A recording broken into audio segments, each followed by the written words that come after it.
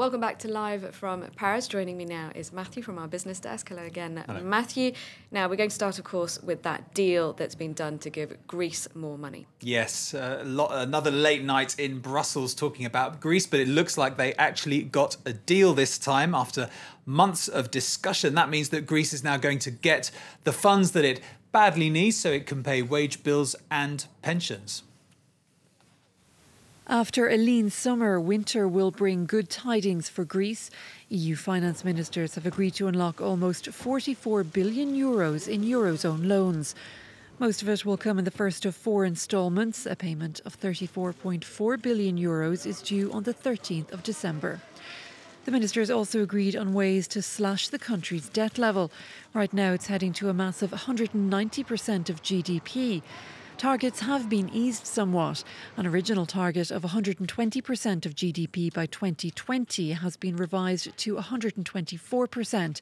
The goal is for that to be cut to under 110% of GDP by 2022. The New Deal proposes a range of tools to achieve that. Greece will benefit from lower interest rates and longer repayment terms for existing European loans, and the ECB and European countries that own Greek bonds will hand back the profits instead of holding on to them. That will be worth €11 billion to Athens. Greece will also be able to wipe out some of its debt by buying it back on commercial markets, where its value has dropped significantly. The IMF is still pushing for a so-called haircut or write-down of Greek debt by Eurozone governments. But German Chancellor Angela Merkel is strongly opposed to that unpopular option. She's facing a re-election campaign next year. Now, European markets are just opening. How are they reacting to that deal? They have been reacting warmly to that deal. They're perking up quite a bit. Let's take a look at how things are looking at the open. Markets all up there, pretty reassured, I guess. Also, London market, they're reacting to news that Mark Carney's the new central bank governor of the Bank of England. The Canadian central bank governor has had a pretty warm welcome in the British media. Take a look at Asia, because markets have closed there as well for this Tuesday trading session. And it was a bit of a mixed picture there. You can see the Nikkei made some gains, but the Shanghai Composite down. Worries there about some corporate earnings. And banks are likely to get some breathing space to implement complex new rules. Yes, that's right. Now, these are rules. They're known as Basel III. Doesn't exactly trip off the tongue, but they're very important to banks because it's all about how much capital they should set aside. The US has now decided they're not going to implement them on January the 1st, 2013, which was the plan. They've pushed it back by 6 months. The EU is now likely to follow suit. Well, small banks could stand to gain. It gives them a bit more time, perhaps, to get their own houses in order and understand how they're going to implement these rules. So we'll keep an eye on that story. Let's get some more of the day's company news and legal problems for Hewlett-Packard. The American IT company has been hit with a lawsuit from shareholders. They're angry about problems connected to the purchase of the software firm Autonomy. Last week, HP announced a write-down of $8.8 billion and alleged accounting fraud at the British company. The legal action claims the deal was overvalued and has hit the company's share price.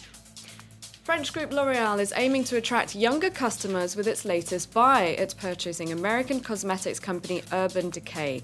The 15-year-old company aims its products at women in their 20s. No official price was given, but analysts estimate the deal is worth €230 million. The brand will sit alongside classic lines, including Yves Saint Laurent and Kiehl's. And Lakshmi Mittal, the boss of steelmaker ArcelorMittal, will fly into Paris on this Tuesday. He'll have talks with French President François Hollande. That follows comments from the industry minister Arnaud Montebourg in a newspaper interview that the company should quit France. He later qualified those comments by saying he was referring to the methods of Mr. Mittal, not the whole company. But Claire, that row is just the latest twist in the government's efforts to save this plant. It has until this Saturday to find a buyer for those 2 furnaces before they're closed for good. Well, the government's considering nationalising the site as a way to avoid closure. But would that work? Would it even be legal? Siobhan Silka has more. Work stopped at ArcelorMittal's 2 blast furnaces in Florange, northeastern France, months ago, and the company wants to shut them down entirely. But the French government insists they can be sold as a going concern. The state could now step in to ensure that happens. At the moment, ArcelorMittal is only willing to sell the site that houses the shuttered furnaces.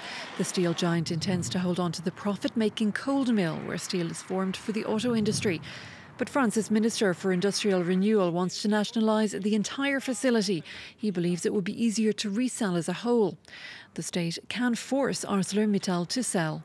The government can make a compulsory purchase order as long as the former owners of the nationalised company are compensated, and this compensation is fair.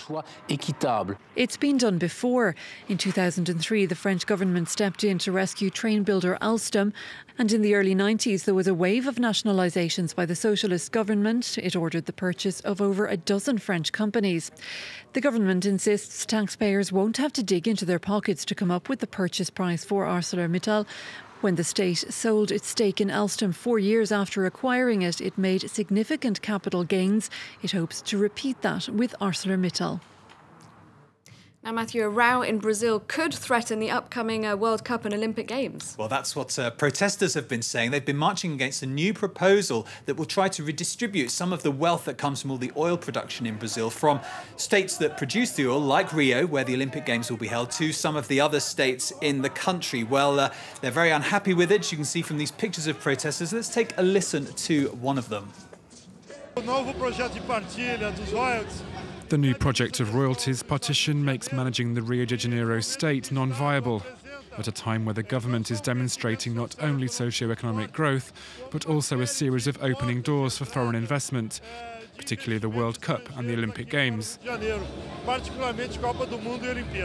And we'll end where we started, with Greece. And despite the ongoing crisis, the country's national ballet is fighting to survive. That's right. As with many public projects, funding has been drying up amidst this crisis. The funding for the National Opera, which also manages the ballet, was cut in half in 2011. More cuts could be on the way. And that also means lots of these performers that we can see here are finding themselves out of work. Well, to help with that, the National Ballet's launched a new initiative called Dropbox. And the idea is to help a number of these dancers keep dancing so that they can find jobs when work comes back. The director of the National Ballet says that arts are even more important during a recession. Let's take a listen.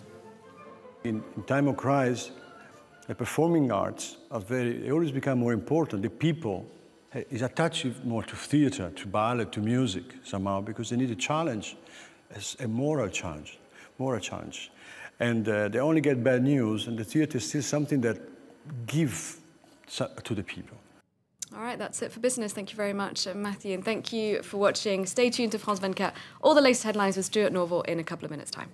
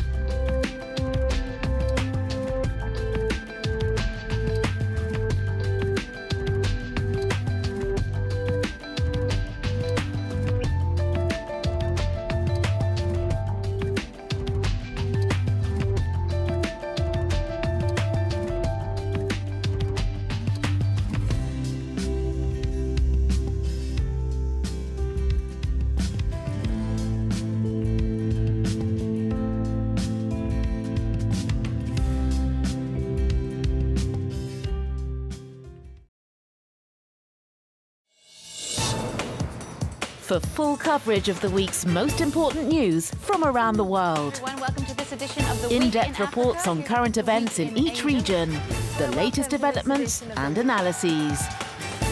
Everything you need to know about international current affairs, 6:40 p.m. Paris time, every day on France 24.